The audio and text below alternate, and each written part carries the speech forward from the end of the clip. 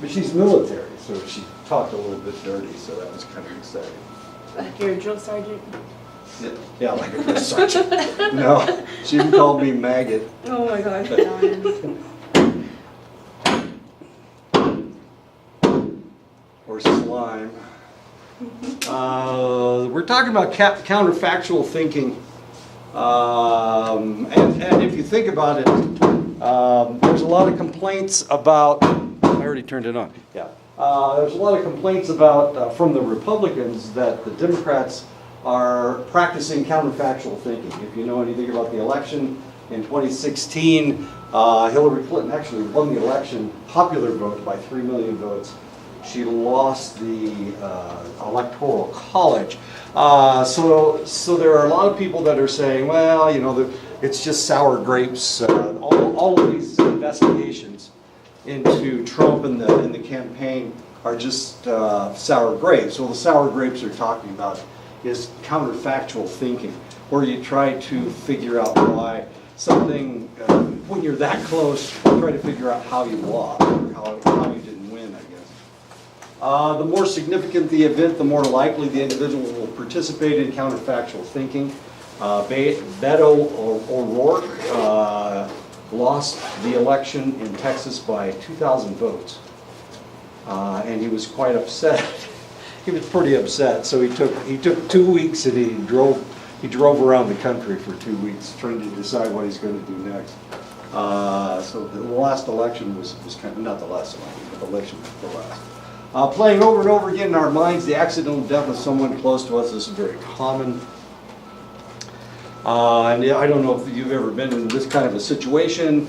One of the things you think about, geez, he's coming this way. All right, let's bang around some more. He's coming. Of course, I mean, you can't change the past. You can't go back and marry the other person or whatever. Well, maybe you can. You can divorce the person you're married to and marry the right one. I guess that's a possibility. I've seen that in the movies. Yeah, I guess that can happen. But you can't, let's see what happened. I was playing softball and I hit a single and the first baseman tripped me. And he messed my knee up. And of course, I mean, this is something that's perpetual. Every time I walk up the stairs, it hurts because of this first baseman tripping me, Canadian first baseman, son of a bitch. Yeah, so, and of course the reason that I didn't see him stick his leg out was because I was looking to take an extra base. I was looking into the outfield to take an extra base. So I wasn't looking at him, I was looking that way. If I had looked at him, I could have jumped over his leg or whatever. But all this stuff plays over and over again in your mind. I was playing soccer one time, and I was headed down the field, and all of a sudden, the guy hit me with his shoulder. He tackled me. It was a rugby tackle, which you don't do in soccer. You're not supposed to really touch each other in soccer. I ruptured my spleen. But I was looking downfield, and this guy was coming. He blindsided me. He came from over here, and it was worse than that. It was worse than that. I knew where everybody was in the field except for the goalie, and it was the goalie. And I was on our side of the field. He went out of his goal box, crossed the halfway line, and hit me about 10 yards inside our area. I know, and he blindsided me. He came from over here. I was headed down the sideline. And he ruptured my spleen, but I didn't see him coming. There's nothing worse than not seeing somebody coming, and they hurt you that badly. He knocked me, he not only hit me, he was a big guy. Everybody's big to me, what am I talking? He weighed about 250 pounds. He was about 5'6", maybe 5'5". But he weighed 250 pounds, so he was this bowling ball sized guy. He was a friend of mine, unfortunately. He broke his shoulder when he tackled me, and he ruptured my spleen, as funny as that is. is. Anyway, so, of course, I've replayed this in my mind over and over and over and over and over and over and over again, if I hadn't been looking down the field, trying to find another defender. There was one defender. He was way over there. But I was trying to find this other defender, and I didn't even think about the goalie. Goalies stay in their goal box. That's the way it works. Not this time. He came out and he took me out. Anyways, counterfactual thinking. From Alfred Lord Tennyson, a poem in Memoriam, number 27. He wrote it in 1850. This is poetry. I know everybody hates poetry. I hold it true whate'er befall. I feel it when I sorrow most. 'Tis better to have loved it and lost than never to have loved at all. In other words, it's better to have tried and failed than it is not to try. That's the whole point. Of course, he's talking about love. And I don't know if any strange person has ever come up and said, I love you. And you went, my God, I don't even know your name. We see this in the movies all the time. Some strange guy falls in love with somebody. There's a whole movie about this. It's called I Love You, Beth Cooper. I don't know if you've seen the movie. Evidently, it's not all that popular. It was on Showtime the other day. I got to watch it. This nerdy guy is in love with the head cheerleader, and finally, during commencement, he tells her his senior year. So she decides to take him out for their, this after graduation, and she just really runs him through the ringer. She's got a boyfriend who's as big as a truck, and of course he's skinny enough. Anyway, it's really kind of a fascinating movie. So the idea is, if you never try, it's better to try than not to try. There's more regret if you never try. I could have been, I could have been a great author if I had just kept writing, that kind of thing. I could have married Marilyn Monroe or something if I just gone to Hollywood, like I wanted to do. While winners are always happy, research has shown that the unhappiest person on a three-tiered winner's podium is the second place finisher. The second place finisher thinks how he didn't come in first. The third place finisher is happy because he didn't come in fourth and not win a medal. So that's usually the way it works. And if we look at pictures of individuals on the winner's podium, as we can see, the winners are really happy. The third place person's not unhappy, but look at the second place guy. Look at her. Wow. Oh, it gets better. Here we go.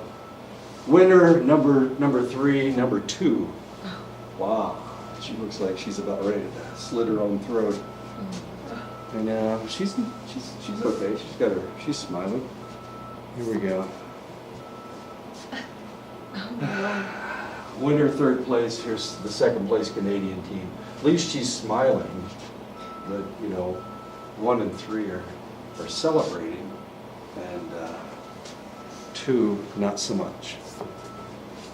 One way to improve our thinking is to understand that we place way too much faith in our judgments. It is known as Overconfidence Barrier. We think, and of course this is what's going on with Donald Trump. He thinks that everything he feels is more brilliant than what analysis tells him it should be. We would be better off if we used analysis in our decisions rather than trusting ourselves to be brilliant all the time. We can't be brilliant all the time. Sometimes we make stupid mistakes. I'm a terrible mechanic, probably the worst mechanic in the world. Well, maybe not that bad. But a lot of times I make the wrong decisions. I had a Forester, Subaru Forester. 1999 Subaru, is that right? No, it couldn't have been 1999. It must have been 2007. Anyway, I drove it for about 89,000 miles and the transmission dropped on it. So I spent 2 weeks in Gillette, Wyoming, getting my transmission. They got in one transmission and it was rusty. So he had to order another transmission. So I sat there for 2 weeks getting my transmission fixed. It cost me, I don't know, $2,500, $3,000. It was something horrible. I mean, it was just a ridiculous amount.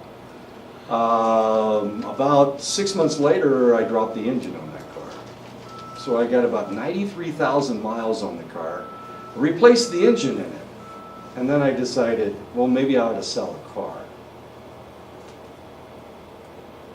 I probably should have sold the car. I should have junked the car in Wyoming, is what I should have done, and not paid the, I don't know, it was like $6,000 to get the damn car fixed. And then I got nothing out of it. Well, I got something out of it. I fixed the car, it cost me $6,000. And then I bought a new car, which I've got 135,000 miles on it. I only got about, I didn't even get 100,000 miles out of that damn Subaru. Write that down. No, actually, my son had a Subaru and he got 250,000 miles out of it. It was a Baja, one of those pseudo pickup trucks. You know, it looks like a pickup truck, except it's a mini pickup truck.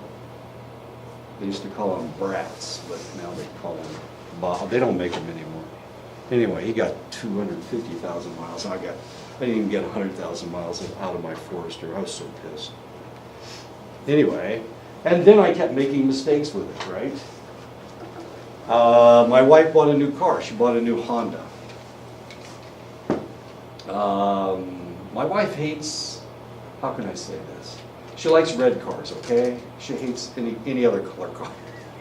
She doesn't really like other colors. For some ungodly reason, she bought a dark blue Honda. Top of the line Honda. She started having trouble with it almost right away. And she hated the color. I was here. She was at home. She bought the car. And when I went home for summer, it was summer. And the reason she bought a new car was because she had hip replacement surgery last year. And the car she had was an Element. And it was too hard for her to get up into that car because of her hips. So she got a car that she could just sit down in and then swing her legs in. And she bought this dark blue Honda. And I asked her, why did you buy a blue car? She said it was on the lot. Okay. So she got both of her hips replaced. Finally in, I don't know, October or so, she decided that she hated the blue car. And I agreed with her. It was a crappy car. I mean, it was really a stupid car. It would tell you if you were changing lanes. So it would start, the steering wheel would start vibrating, telling you were asleep, I don't know. Anyway, sometimes this thing wouldn't let you turn. I mean, it was trying to keep you going straight all the time. It was just a ridiculous car. It told you if there was a car in your blind spot, which is okay, I guess. But it just drove me nuts. I didn't like it at all. It was a nice car. It had leather seats, I guess. She finally got rid of it. One reason was because it was ugly. It was a blue car with a beige interior. She hated it. She hated her own car. So why did she pick that car? Well, sometimes we do dumb things. We make mistakes. And we have to accept that. So now she has a new car. She likes the new car. But she didn't think about wintertime. They've had a really bad winter up in Iowa. I mean, really bad. They got 6 inches last night. So she's stuck. She's got a car with about, I don't know, about that much clearance. So now she's stuck. She can't get out. And I tried to tell her we need to buy a new car. We need to buy, we have a pickup truck. So I was going to trade in a pickup truck and get a vehicle that will actually run in the wintertime. She said no. We'll talk about it over the summer. So you still have that blue Honda? No, hell no. We traded it in for a Civic, a red Civic. I was saying they're selling a brown Honda 2 City. No, she needed a car that she liked. She needed a car that she would drive. She needed a red car is what she needed. And of course, unfortunately, she bought the wrong car. And now we're out, I don't know, it costs us $6,000 to play that stupid game. Of course, it costs us $6,000 to replace the engine and the transmission in my Forester. Anyway, sometimes you make a mistake. And you have to decide that it's a mistake and you need to change it. All right, you need to analyze. One time we were buying a van. We used to have a three-legged dog. He was a Doberman. He was a three-legged Doberman. And the only car he could ride in was a van. The only car we could get him into. I mean, he weighed like 150 pounds. So he was all head and chest. You know, he's a Doberman, but he's only got 3 legs. So we needed a van. So she looked at all the vans that were out there, and she decided the Dodge was the best van to get. She got the van. So she ordered a Dodge. This is up in Montana. She ordered a Dodge, and when we got it, every time she got into the car, she hit her head because the seat was too high. I know, it was stupid. So we kept that. She hit her head every time she got in the car for like 2 years. Finally, she trashed the car. She went off the road. Okay, anyway, we got rid of it, and we got a new car. My poor wife. But we needed that van because, my God, that's the only way we could transport that three-legged Doberman. He was a sweet dog. You don't believe me. Yeah, he was a pretty nice dog. Anyway, stupid things you do for your pets. Okay, we're going to talk about how we know what people are thinking. Social perception, how we come to understand other people. I like this picture because everybody's got on really weird looking socks. That's so cool, isn't it? Everybody should wear strange socks. Does anybody have strange socks on? Mine are gray. Mine are like the most boring socks in the world. I'll tell you what, next week I'll wear really exciting socks for you. I'll wear exciting socks tomorrow. Cultures around the world are different because of the need to adapt differently to different environments. So we talk about China. China is one of the oldest civilizations in the world. It's been there for eons. It's been there for thousands and thousands of years. They had the Great Wall of China was built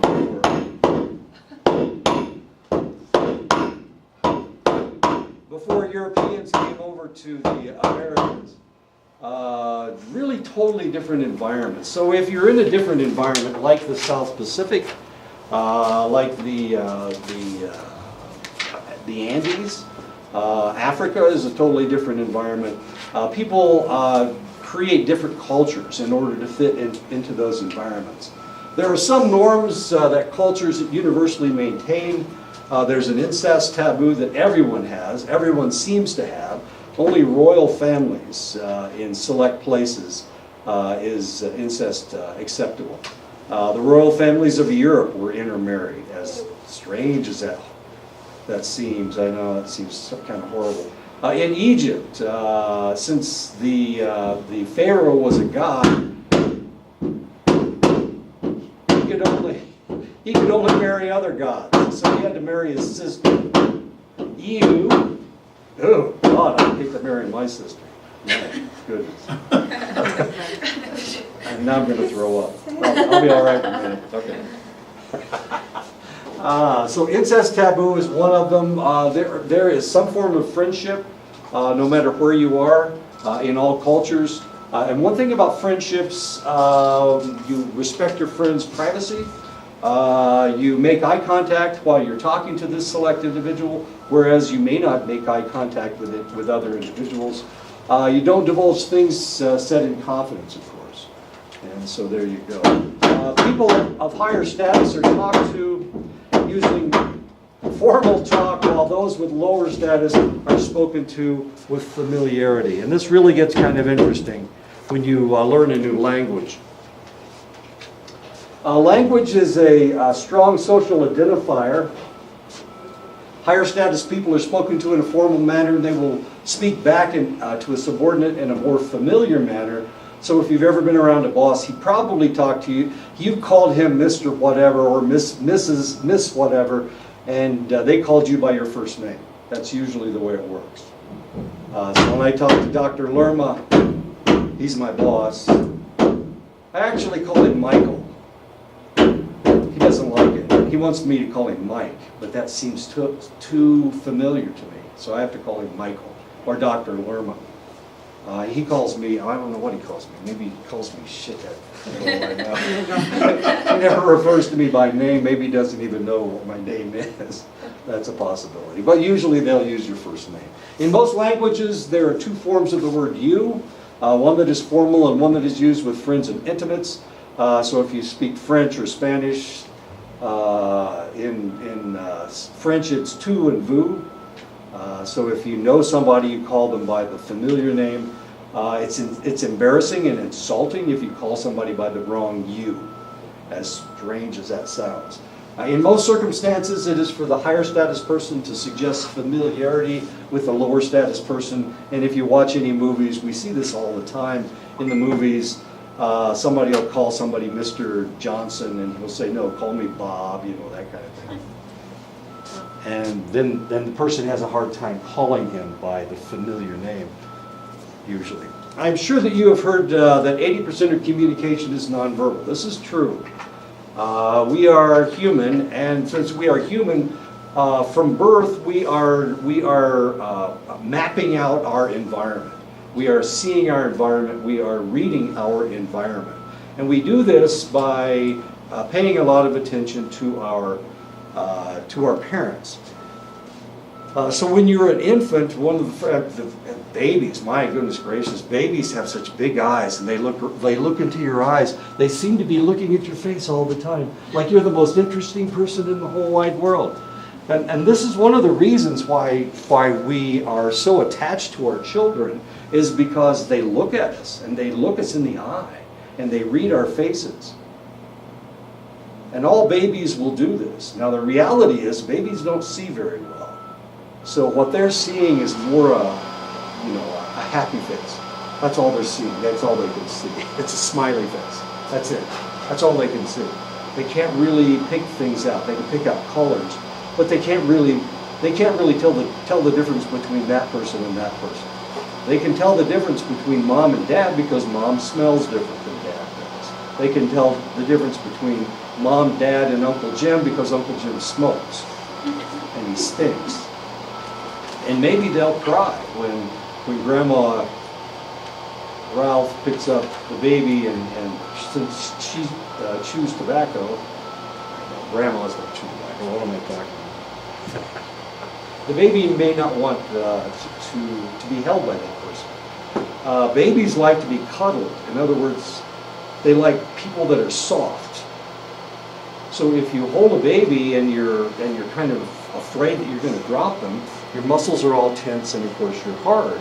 So the baby gets scared, and then the baby starts crying and moving around because it doesn't like being held by those hard muscles.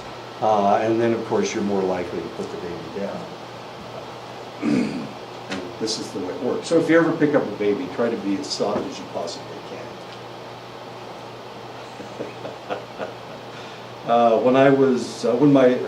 I had a niece that back in the 80s, brand new baby. My sister just had a baby, and she had it at home, and she claimed that nobody could pick up this baby. Is what she said. Well, the baby was kind of tired, and I picked her up and I put her on my shoulder, and that baby stayed on my shoulder all day long, and my sister was so angry. Because the baby slept on my shoulder. I don't like my sister, so that was perfect. I know. Well, she's okay. She thinks she knows everything. She doesn't. I know. She's a sister. Okay, so what are we talking about? We're talking about 8% of the communication is nonverbal. This is why someone with autism spectrum disorder has problems communicating. One of the things about a child with autism is they won't make eye contact with you. Usually babies are reading their environment. Almost all babies read the environment except children with autism spectrum disorder. There are other children that don't read the environment very well. If the mother is depressed, or if the caregiver is depressed, or if the caregiver won't pay attention to the child, then potentially they will develop the inability to read their environment very well. In which case, it looks like they have Asperger's syndrome. It looks like they have some degree of autism spectrum disorder. Well, the reality may be that they don't. It's just that they weren't really treated properly when they were babies. They don't really have Asperger's. They don't really have autism spectrum disorder. They were just not treated very well when they were a child. But we will diagnose them with autism spectrum disorder anyway, because what else can we tell the mom? Well, you didn't pick her up enough. I'm sorry, you didn't pick him up enough. Female babies are picked up more than male babies are, as strange as that may seem. And for that reason, we have a lot more babies male babies with autism spectrum disorder. They must be taught to attend to people when they are trying to communicate in order to understand the person better. This is somebody with autism spectrum disorder. People lower on the autism spectrum scale, what we used to call Asperger's syndrome, can learn to attend to people easier, and for that reason, they often seem like they have no problem. People with autism spectrum disorder, with what we used to refer to as Asperger's. I've had a friend in college that had Asperger's syndrome, and this guy could sit in the middle of a fight and read a book. I mean, he was that strange. Parties, he would go to parties and sit down and read a book, and women would come up and try to, kiss him on the ear, they'd kiss him on the face, or try to engage him in conversation. And if he was reading that book, you might as well forget it, because he's not going to pay any attention to anybody. He was just kind of an interesting person. I only mentioned him because my first wife fell in love with him. I know. It's kind of irritating. I won't go into the rest of the story. But he wouldn't pay any attention to her. It was really kind of funny, and she just threw herself at this guy. Anyway, he was the miler on our track team, and I was a quarter miler. So quarter mile's better than the mile, isn't it? She didn't think so. He was also really, really pretty. He was really a pretty guy. Now the funny thing is, he became a college professor, but he's not he's not like me. I mean, he can't stand in front of people and talk to them. He can't tell you stories. He has his notes, and he'll stand in front of his class, and like I said, he's pretty, so all the girls are just gaga over this guy. So he'll stand there and he'll read his notes, and he will speak everything. He has no modulation. The only time he ever talks like a human being is when he's talking to people, and then his modulation isn't very good. It's just not very good. It's almost like, I don't care about you, I'm listening to you, but I don't really care about you. He's really kind of an interesting fellow. Anyway, he's got Asperger's syndrome. Nonverbal cues serve as a variety of functions. They help us express our emotions. So we smile, we frown, we act disgusted, we make faces. They help us to express our attitudes. They help us express our personality, whatever that may happen to be. They cue us to the emotions of others. So if I'm looking at people's faces, I can tell what emotions you're feeling right now. They cue us as to the attitudes of others. I need to know if Emery's so pissed off he's going to punch me in the face. I need to know that because he's dangerous and he can knock me across the room. So I need to look at him and make sure he's not about to throw that T-ball in my face or something. So I need to read his attitude. Now this gets really weird. I've been, I talked to a lot of individuals. I've been in those situations. I was talking to Mose the other day. She was talking about her convoys in Iraq, and sometimes they'd have to read what these Arab guys were thinking, what these Iraqis were thinking, and it wasn't easy because they don't do things the way we do things. They have hand gestures that are completely different from ours. So she had to read all this stuff. And she developed the ability to do that. Some individuals over there, they didn't know, so they just opened fire, and they never knew what was going on. But I mean, you have to do that. I mean, that's an extreme circumstance. But we have to read people's attitudes by the way that they look. And of course, these are mostly Arab males. And we have no idea, we have to understand who they are. So it took a little bit of time for people to figure these things out over there. And it does when you're in that kind of a situation.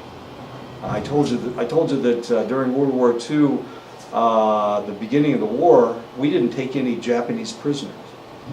There were 130,000 troops on Guadalcanal, and we didn't take hardly any prisoners. Took a couple of prisoners.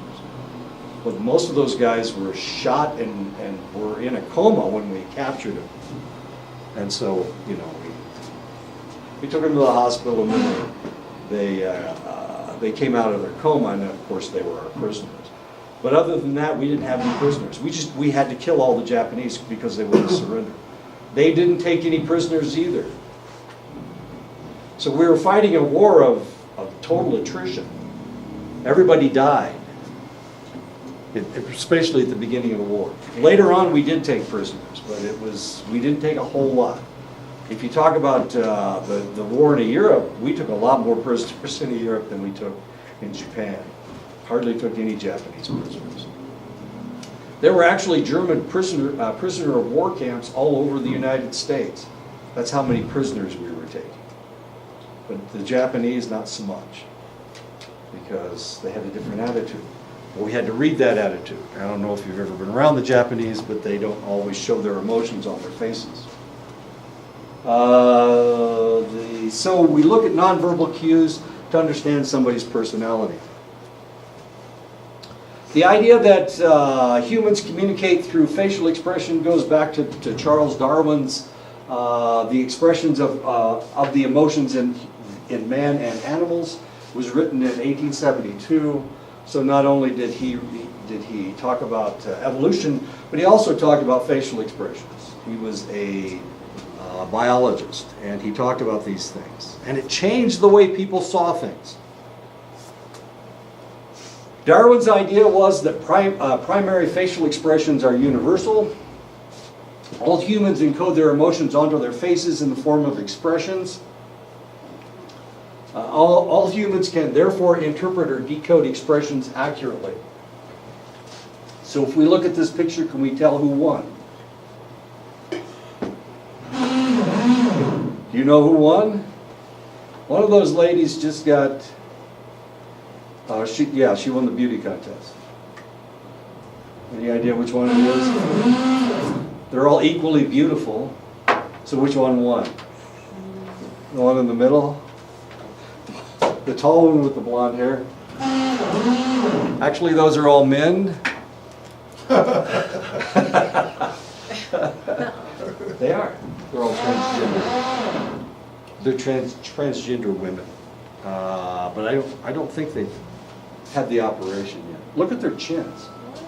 Yeah, look how big their chins are. Yeah, they're all. I have been fooled. Darwin felt that facial expressions are so expressive because they were necessary ways of communicating before the strength of language. So you couldn't say, hey, look out, there's a rock falling down that's coming out off of the hill.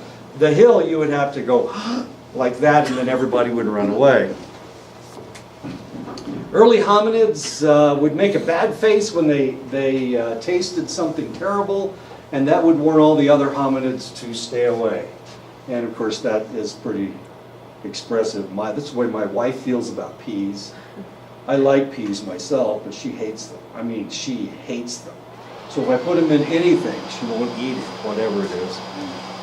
I know. We've been only married for 40 years, so I figured it out after 40 years. I'm really good.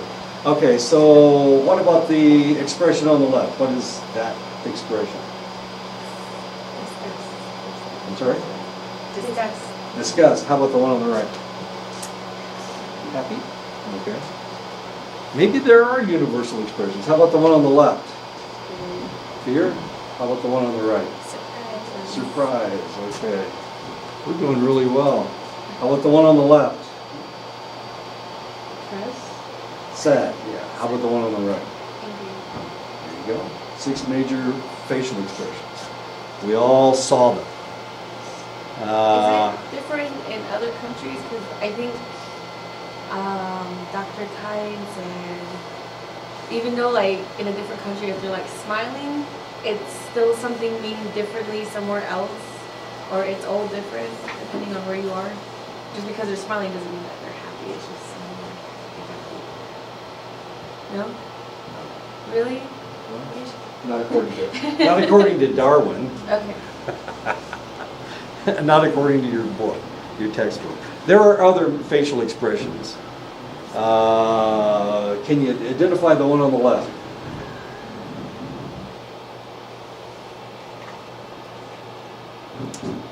Indecision. How about the one on the right? Scared. I'm sorry? Scared. Scared? Anxious. Contempt and anxiety. Anxious. There you go. Good job. Okay. How about these two? Is that One on the Wiener? left. Is that Weiner? Yeah, it is. Disappointed. Whiner the wiener. Or wiener the whiner. I Oh don't my know. god. Embarrassment? Okay. How about the one on the right? Determined. Determination? Determination? Okay. Focus? Shame and determination. Good job. How about these two? One on the left. Jealousy. Jealous? How about the one on the right? Weirded out. Surprised. Sorry? Unsure? Unsure? Embarrassment and envy. Jealous, envious. Okay. How about the one on the left? Confident, I guess. Confident? How about the one on the right? Judging. Judging. It looks like a judgmental one. Pride and not impressed. Oh. He was not impressed. Okay. Resting. Okay, there we go. Decoding facial expressions tends to be complicated. When the individual is experiencing more than one emotion and all are registered on the face, this is known as affect blending. So if I'm pissed off, but I'm also, somebody's telling me a joke, I'm going to have 2 different looks on my face. And this is known as affect blending. If you've ever tried to joke your friend out of being unhappy, then at the beginning of your joke, the expression was mixed, and it's known as affect blending. A facial expression may be ambiguous, and interpretation depends on context and cues, and of course that we all understand that. So when I'm in a meeting, of course I hate meetings. I like to be around people, but I don't like meetings because I don't like meetings. So it has to do with context and it has to do with cues. Culture may dictate how a facial expression is interpreted. And of course, the different cultures, and this was a problem when the Europeans first came over here. They thought that all the people in the world had the same facial expressions. And it wasn't true, and they were misreading things. They misread a lot. And of course, it caused a lot of problems, a lot of really serious problems. Each culture will maintain their own display rules for facial expressions and nonverbal communication. In the United States, cultural norms discourage emotional displays in men. So we're not supposed to show our emotions. Males aren't in the United States. We can be happy, that's okay, but we're not supposed to cry. I don't think we're supposed to cry. I haven't cried in a long time. Something wrong with me. Obviously there's something wrong with me. In Japan, women are discouraged from showing strong emotion and in fact will cover their mouths if any emotion is evident. This gets really weird. This gets really weird. We have this problem with the Marines in Japan. The Marines were sexually assaulting Japanese women because they couldn't tell when they were attracted to them. And one of the things about the Japanese, they never say no. Well, that sounds good. They never say no. No. They always say yes, but sometimes yes means no. Okay. So it's not in the United States where yes means yes and no means no. In Japan, they always say yes. Or they say nay, which means no. No. But they say it in a maybe fashion. And of course, the American GI, especially Marines, have a hard time taking no for an answer. And since they can't and since it's very difficult to interpret what these individuals are saying or expressing, a lot of times they like to talk to Americans because they're trying to learn English. And so they want to practice their English. So Americans think that they're attracted to them. And the Japanese are really kind of interesting. They'll make eye contact with you. And they have really big eyes. They have nice big eyes. And they're always looking at you, looking at your face. And you're thinking, oh man, she's really into me. And that's not true even a little bit. So we don't have any Marine bases on mainland Japan anymore. We have one in Okinawa, I think. Iwakuni. They closed it. Closed? They closed it. Really? Yeah. They closed it because of rape. They only took one. And this was a problem. This was a really serious problem. We couldn't understand what they were saying to us. But we had the same problem with the males. We couldn't tell what the males were thinking or what they were saying, what the attitude was.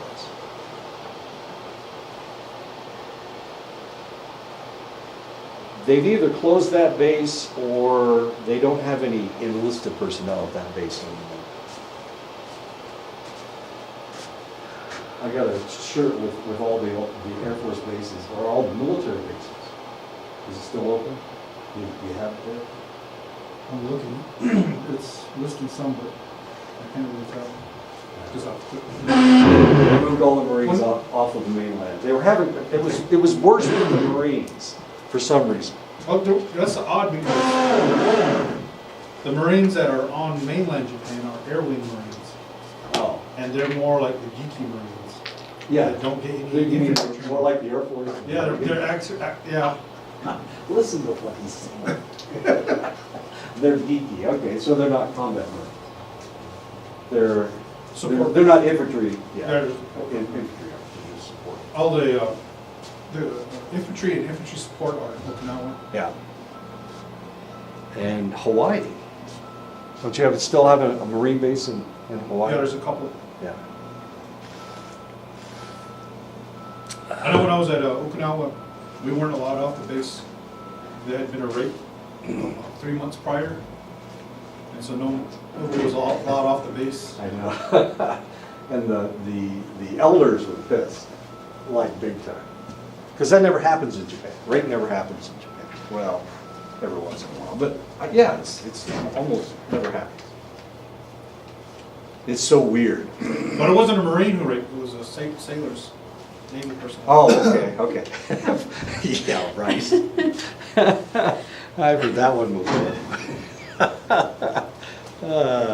In the United States, the dominant culture admires direct eye contact and equates it with honesty. But in many native cultures and around the world, it is considered rude. In Nigeria, you don't make eye contact. You don't direct eye contact. Puerto Rico, you don't. Thailand, you don't. And in Japan, you don't make direct eye contact. As strange as that may seem. So here we've got these women making direct eye contact with you because that's what they read in their textbooks, that you're supposed to make eye contact when you're having a conversation with somebody. So Americans think that they're flirting with them because they're making such direct eye contact, as bizarre as that sounds. You know, there was one thing I picked up in Japan, in my travels. with the women. The men always kept constant eye contact, but the women, if it was just for, I guess, to not be rude, and that they held eye contact with you, if they were just doing it for business or whatever, Right. after they were done talking to you, they would look down at the ground and then look away. But if they looked away straight off to something else, then it meant they were interested. It was a weird thing. I noticed. I started to pick up on that. If they were just looking at you just because they had to, then when they were done, they would look down at the ground and then look away. Then look away. Well, they always say, did you speak any Japanese over there? I was just there a short time, a couple months. The men always say "hi" at the end of every sentence, which means yes. And the women say "ne," which means no. In other words, he's saying what I just told you is correct. Hi. And she's saying, she's asking you, did I say everything correctly? And she says "ne." It's really kind of confusing. Another thing too is how you could tell if it was a formality is if their body was aligned to you. Exactly. But if they were turned this way and still holding eye contact Right. with you, it was more social. Right, right. That's what we're talking about here. It's weird. It is so strange being in. We were in Japan for about 6 months, and it was the weirdest experience of my life. In Arab countries, their direct eye contact tends to be quite intense. If you've ever been around Arabs, as a matter of fact, by the United States standards, it is considered piercing or rude the way that they look at you. I've been around, my wife has been around Arabs, and they will just look a hole right through you. It's almost like you think that they're angry. That's the problem. We have a hard time reading what they're thinking. My wife was a colonel in the Air Force. So while she was over in that part of the world, they would look at her and they would stare at her. They seemed to be staring at her. But of course, they were trying to figure out whether they should treat her like a woman or treat her like a man. But unfortunately, as a woman, of course, she has a much lower status, would have had a much lower status. So they were trying to read her, trying to figure out how they were supposed to treat her, which was really kind of weird. I played soccer in California with a bunch of guys from Saudi Arabia, and it was different. They didn't seem to have a hard time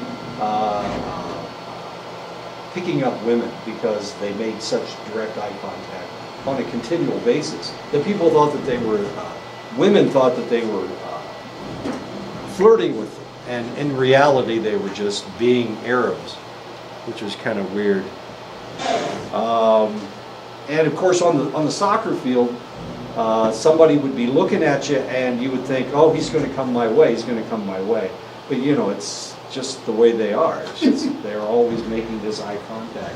You know, I'm looking down the field trying to see everything, and they're looking specifically at directly at individuals, and you think, well, either this guy's coming at me or he's pissed off, he's going to take a chunk out of me, which happens sometimes in soccer. Anyway. So we're still talking about nonverbal communication. One aspect of nonverbal communication that doesn't register with most people is personal space. This is really kind of weird. Sarah's from Canada and I'm from Indiana. We're both of English descent. And because we are, she's Canadian and I'm a Hoosier, our personal space is really quite expansive. So when I talk to Sarah, I mean, it's like I'm talking to Emery right now. I mean, that's about it as far as we're concerned. We try not to get very close to each other. Now, the funny thing is, and you can watch us dance when we talk to each other, you know, if I take a step toward her, she'll take a step back. It's almost like a dance. But she's from Canada, and Canadians have this huge personal space. Almost everybody in the English world, if you go to England, they have this huge personal space. So you'll see people standing in line right beside each other, and if one of them starts to talk to the other one, they'll take a step back. So all of a sudden, they've got this large gap between one and the other, and they're talking to each other. It's really kind of weird. Well, it's almost like they don't want to smell each other's breath or something. It's really just very, very strange. But Sarah and I do this all the time. It's really kind of fun to watch. And it just happens, you know, and I don't even think about it. The reason I didn't videotape on Monday was because she had the camera. Well, she brought it back on Monday afternoon. And she came into my office, and I'm sitting behind my desk, and she's standing there talking to me. And at one point, she felt like it was too close, so she took this half step backwards. And here she's almost out the door.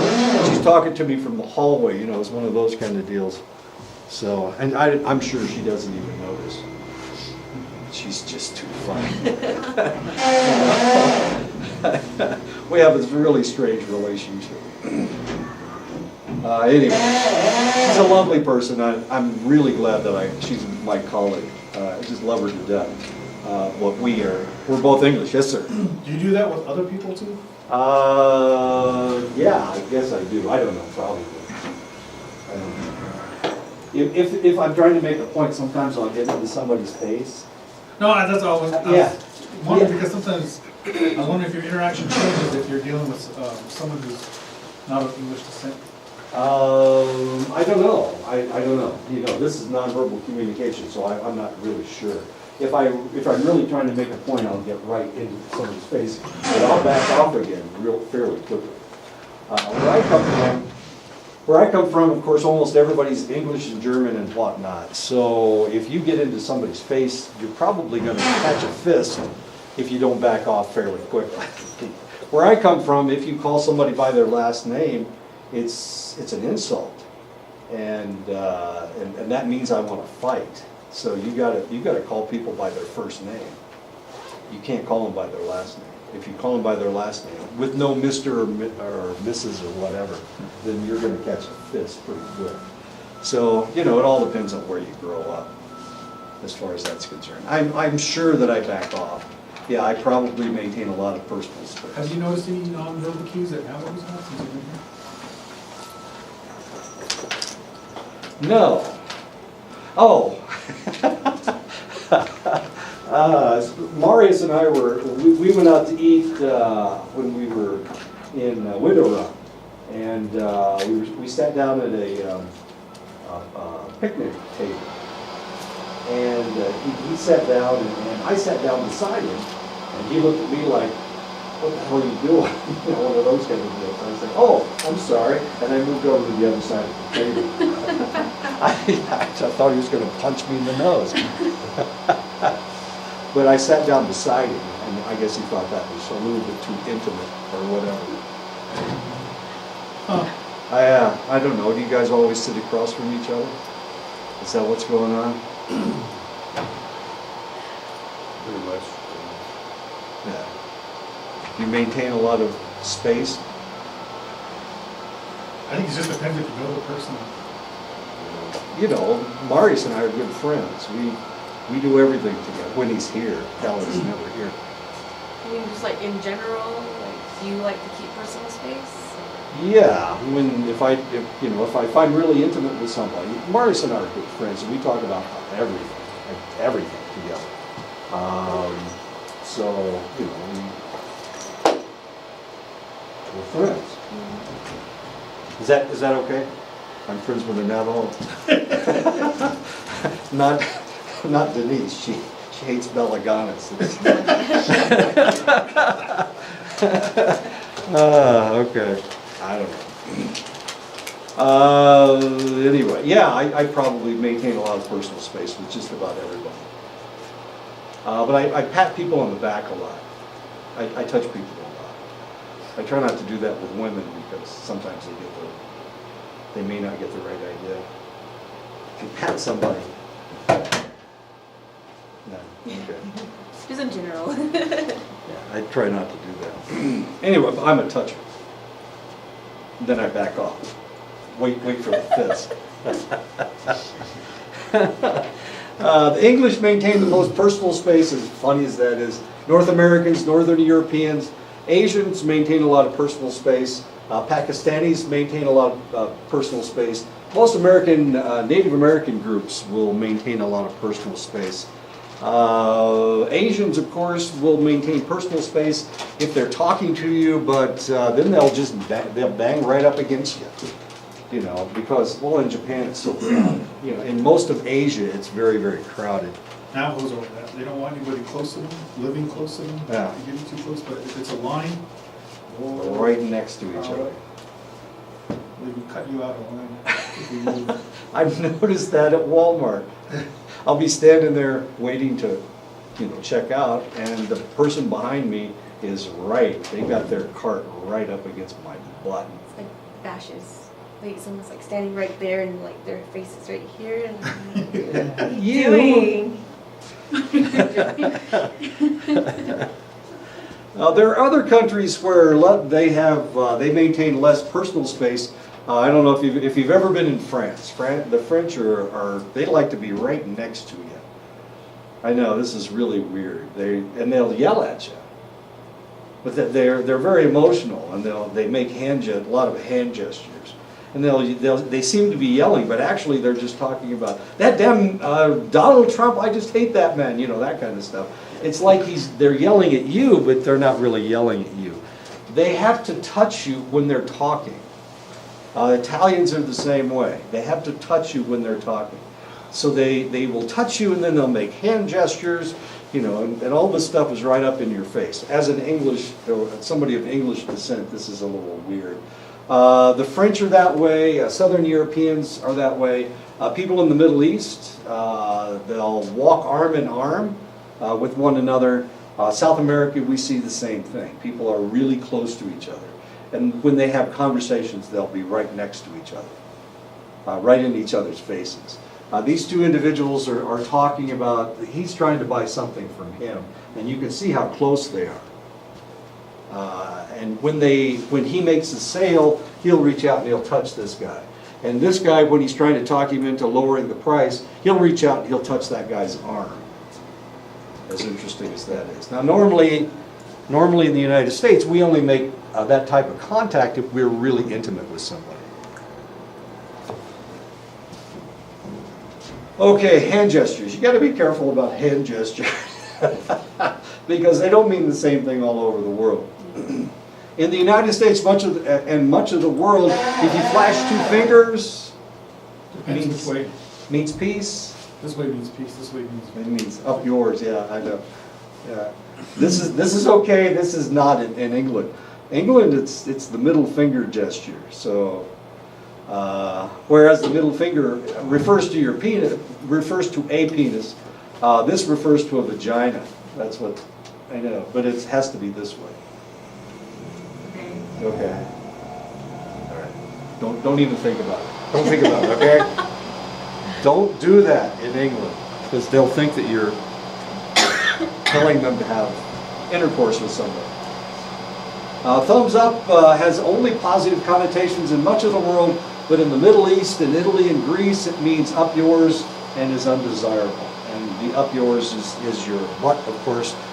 They're sticking their thumb up your butt or whatever. Okay. In the United States, making a circle with your index finger and thumb means A-OK, but in France, Venezuela, Turkey, and Brazil, it means zero or worthless. In Japan, it means money. It means yen. That's what it means, yeah. It depends on which way you're doing it in the United States too. Oh, is that right? Really? If you do it this way, there's a lot of places where they consider white power. Oh. What does it mean? There's a lot of places they consider this sign to be white power. White power? If you do it right now. Oh, I've never seen that before. Okay. All right. Thank you. I'll try to remember that. Why would you do that anyway? It's a gang sign or something. Okay. Well, to just show you you're not welcome. Ah, It's without having to say it, will flash it to let you know. I've never heard that. That's a new one on me. Summoning gesture in the United States means death in Singapore and Japan.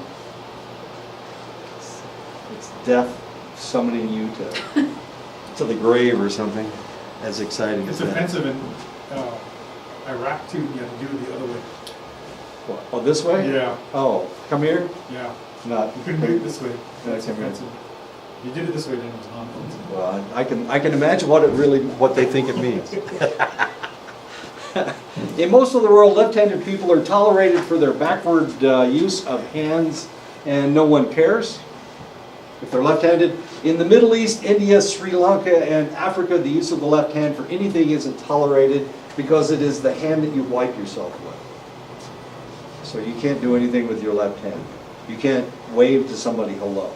That's an insult.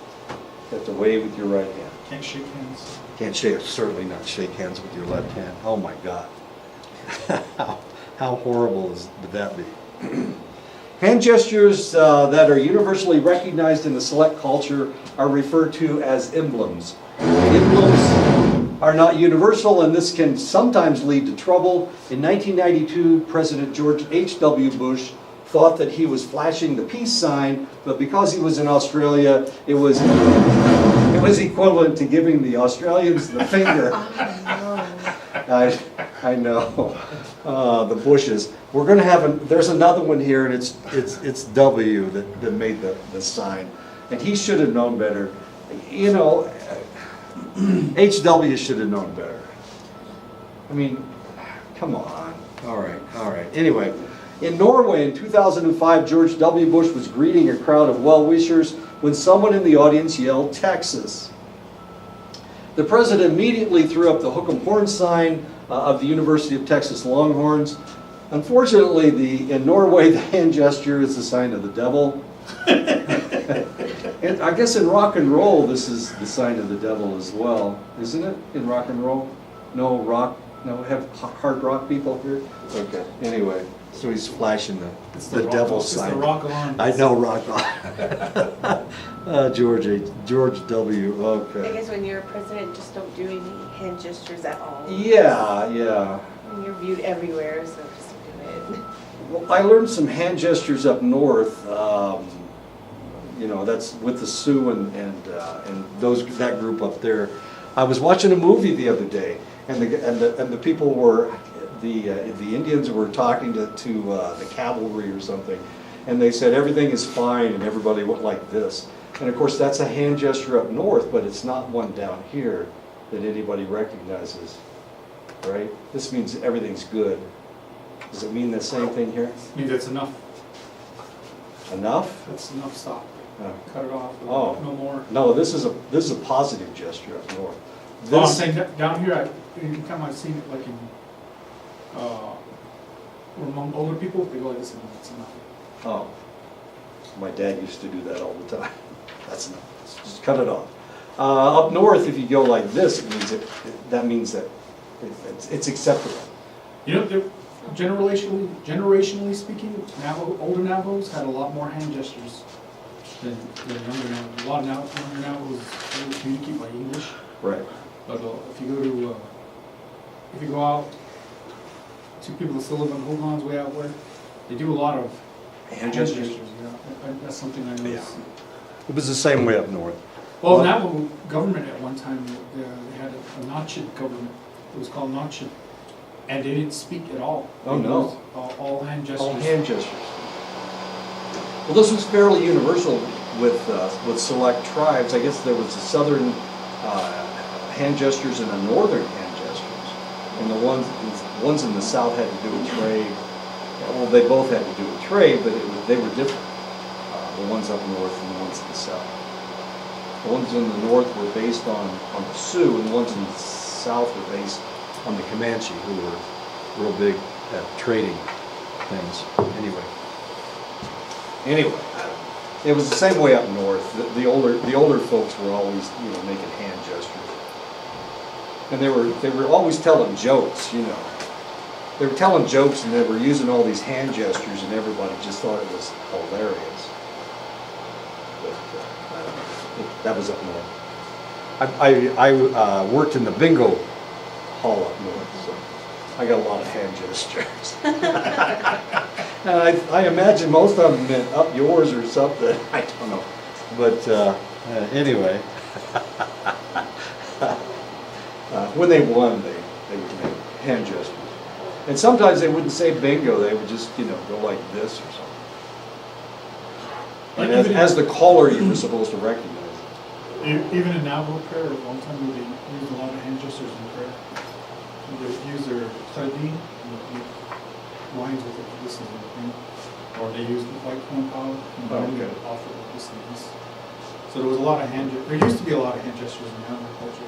Not so much anymore. Yeah, since we've been culturalized, a lot of it's gone away. You lost your hand gestures. Even in like protection prayers. Well, this. Right. Where you go, yeah. Or hold your hand up. First impressions are the primacy effect, or the primacy effect can leave such a strong lasting impression that an individual will maintain the impression even in the face of overwhelming conflicting impressions. First impressions become perhaps the most important key in information integration. And of course, you never know what first impression you're making on somebody. So the first time you meet somebody, you need to smile and be as friendly as you possibly can, because that may mean something positive in the future. It doesn't take much to develop an idea about someone that is difficult to change. When someone makes meaningful conclusions about another person's personality based on a brief encounter, it is called thin slicing. And we see this all the time. Individuals will say, well, he's kind of a jerk. Well, geez, how many minutes have you talked to this person? Well, about 15 seconds, that kind of thing. This is known as thin slicing. And of course, first impressions are very, very important. And for this reason, we need to be very careful about how we treat other individuals.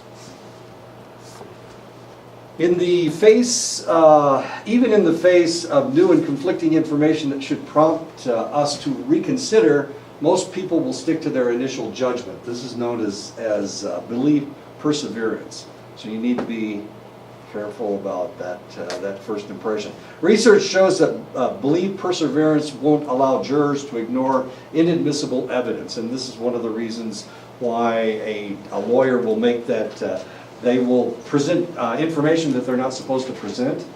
You can't really forget information. You can't really discount something, and for this because of belief perseverance, of course, anything that is said in a courtroom is fair game, unfortunately. Belief perseverance also explains why scientists have a hard time discounting fabricated published data. There are probably some things in your textbook that are not true, and other research has proven that they're not true. I told you about subliminal messaging last time, or I told somebody that. Anyway, subliminal messaging. For a while, subliminal messaging was considered very, very accurate, and then they decided that it wasn't, and then now they have decided that it works again. It's very difficult to throw out ideas that people have. It's difficult to take that piece of information and pull it right out of your head. It just doesn't work that way. We talk about siblings and firstborns and middle children and babies of the family. The reality is people aren't having that many children anymore.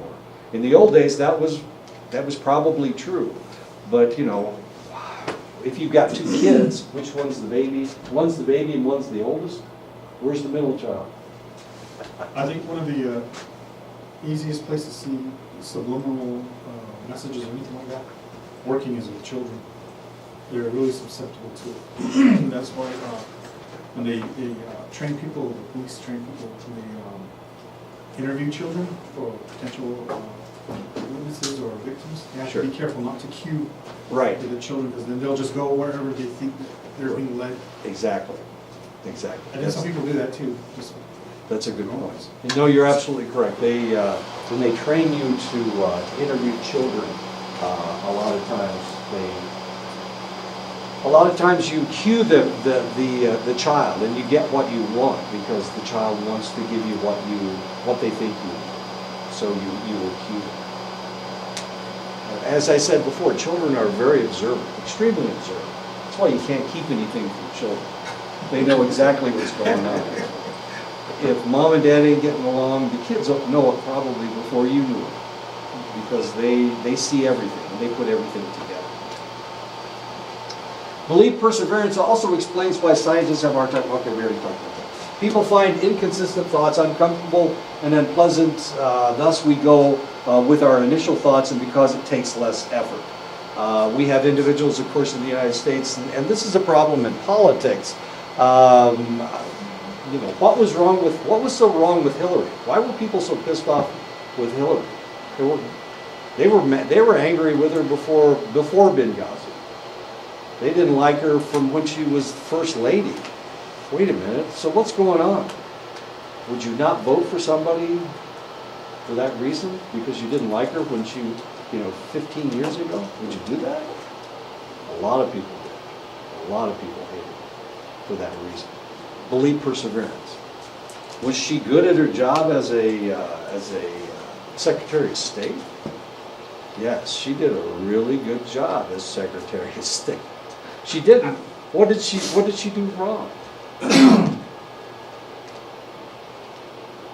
I don't know how you want me to quantify that answer, but there's a lot of different things that occurred under her watch. They sold all 50% of the United States uranium that's going to be dug up to Canada through as a proxy to Russia. Right. It was the Benghazi incident. There was incidents down in Mexico, Guatemala, and Colombia that were working with drug dealers where they ended up giving them more money than the rest. There's a lot of incidents you could point to, but Did they have anything to do with her? yeah, she had to approve them. She was a final authority. No, weren't they? The government decided to do those? No, things? those were her decisions. I'm just citing things that I can directly tie. Yeah, They're not I know. broad. Things that we can blame her for. Yeah. Okay. Believe But I guess perseverance again. What you said is true though, because if you want, then you can turn around and look for all the things that you like about her Yeah. out of the same amount of time. It just depends if you like her or not. Yeah. You'll find. Yeah. Well, a lot of it has to do with whether you're a Democrat or a Republican. Is Trump that bad? Is he really that bad? They're saying the He problem is? with Hillary, it was, most of the time I heard it's because she's a woman. That was the number one thing I keep hearing, like, oh, a woman can't really I think that's not true because people hate Trump just as much and he's a man.